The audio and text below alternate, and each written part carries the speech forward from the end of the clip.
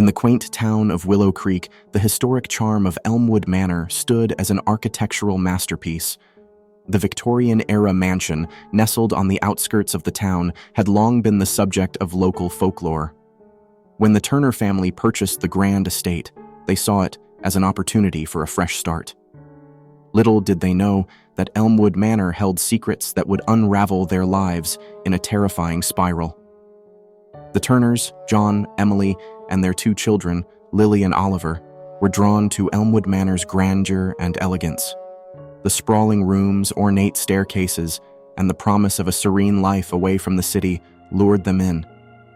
As they settled into their new home, however, a subtle unease began to seep through the cracks of the Victorian walls. The first inkling of horror emerged during their first night. Odd noises echoed through the empty halls, creaks, whispers, and distant footsteps.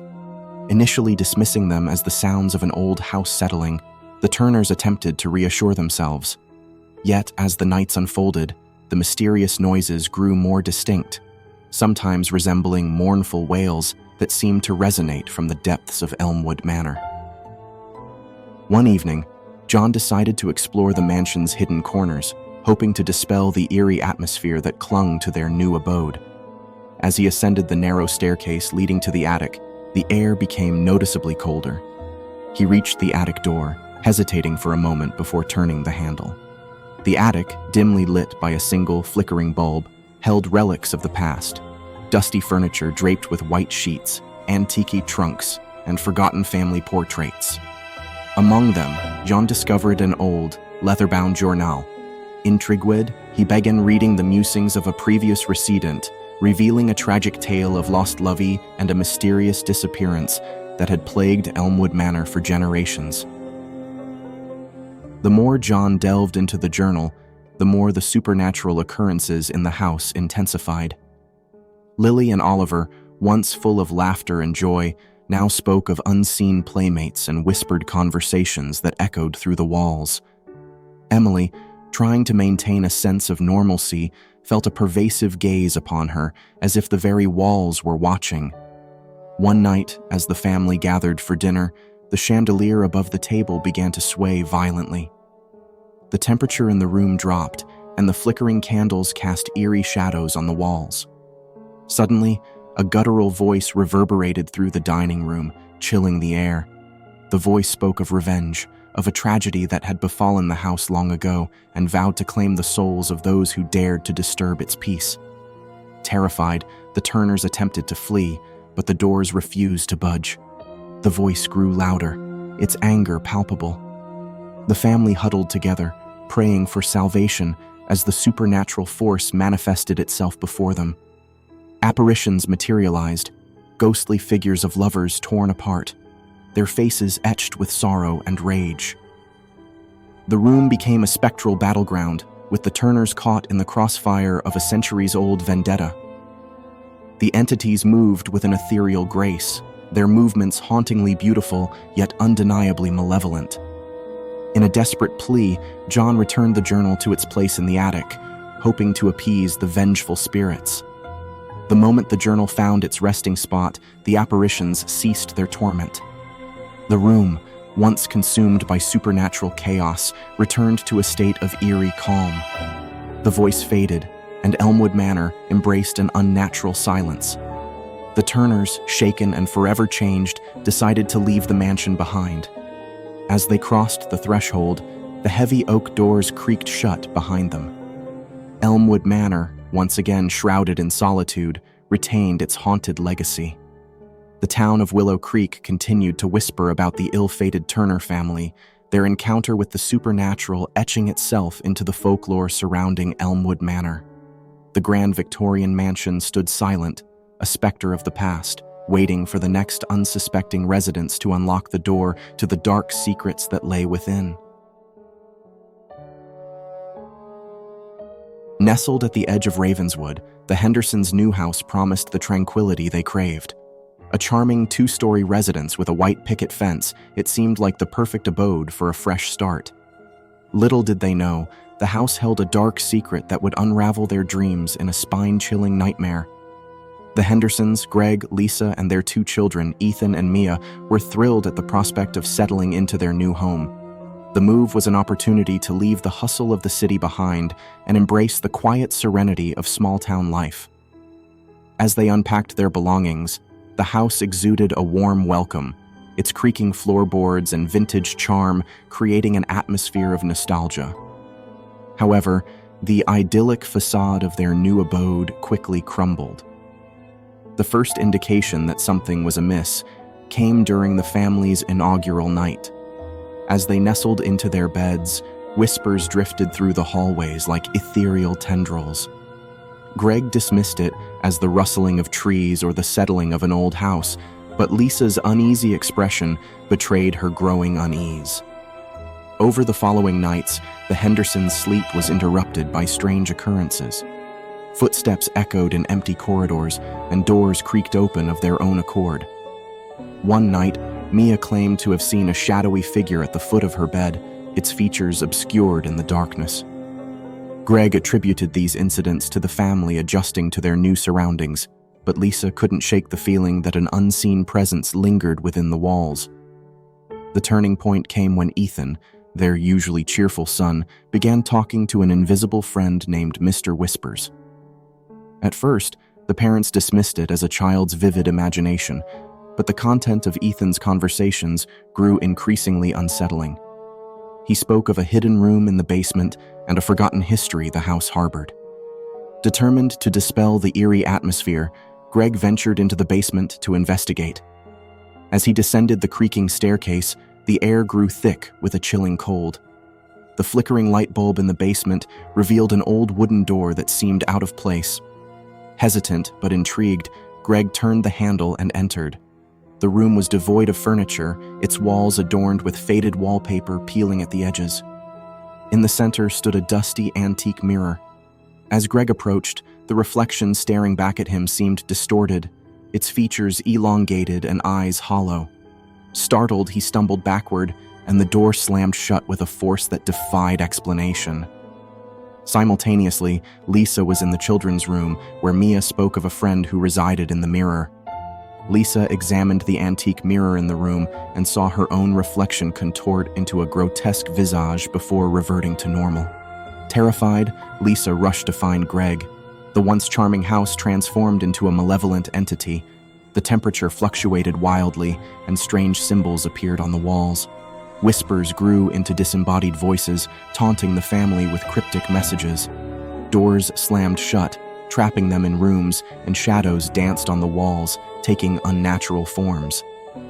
Desperate, the Hendersons sought the help of a local historian. They discovered that their house was once owned by the Harrows, a family shrouded in tragedy.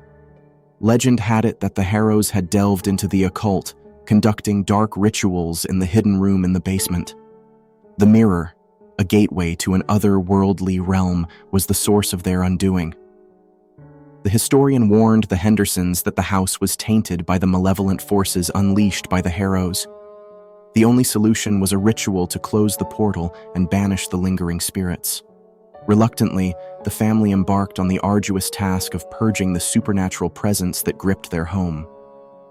In a climactic night, the Hendersons, guided by a local paranormal expert, performed the ritual in the basement. As they chanted incantations, the house convulsed with supernatural energy. The mirror shattered, unleashing a cacophony of tortured wails.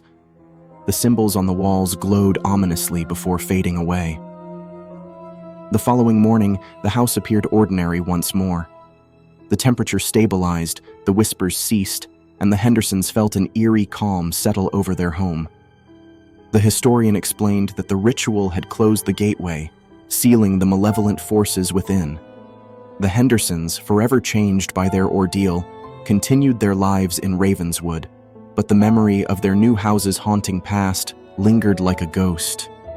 As for the once charming residence, it stood as a silent witness to the harrowing events, a reminder that sometimes the echoes of the past can cast a chilling shadow on the present.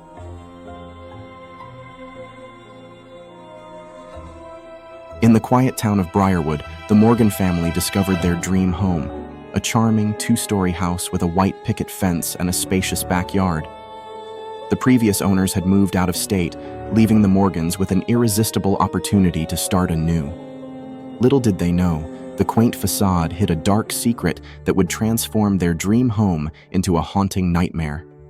The Morgans, consisting of James, Sarah, and their two children, Emma and Jake, were overjoyed as they settled into their new abode.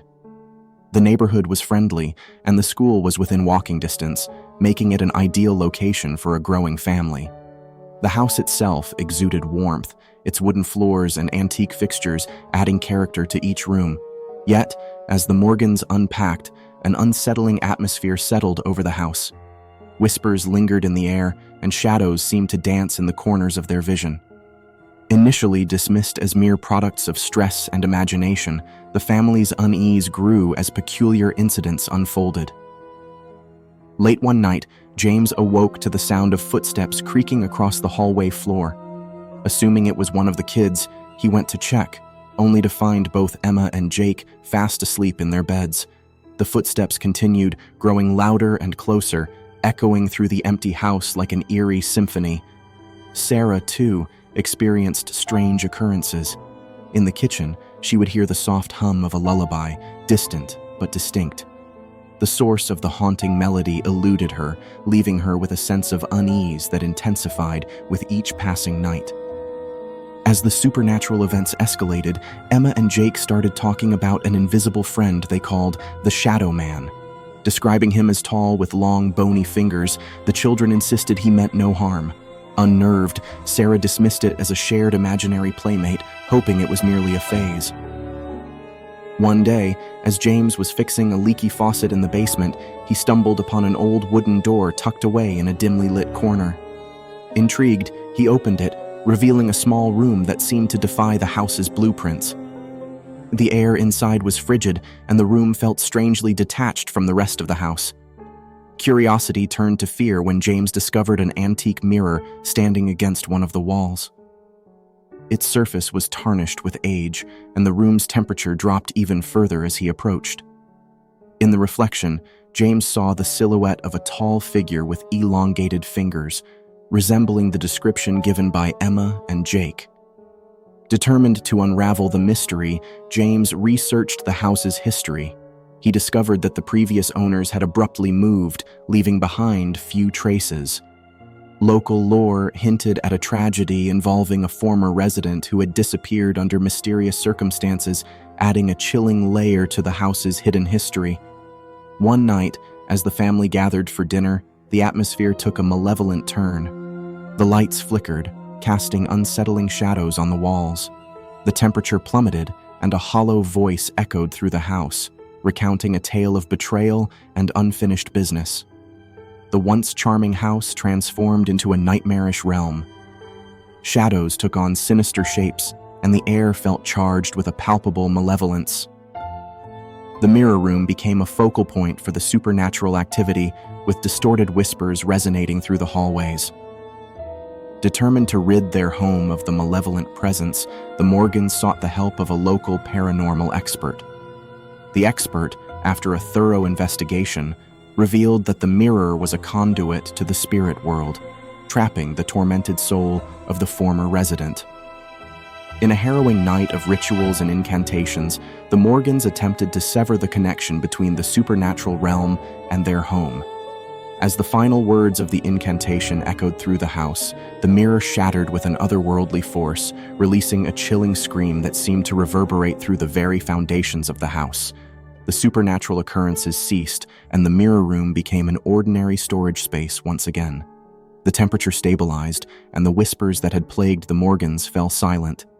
Exhausted but relieved, the family cautiously resumed their lives, haunted by the memories of the malevolent presence that had invaded their dream home.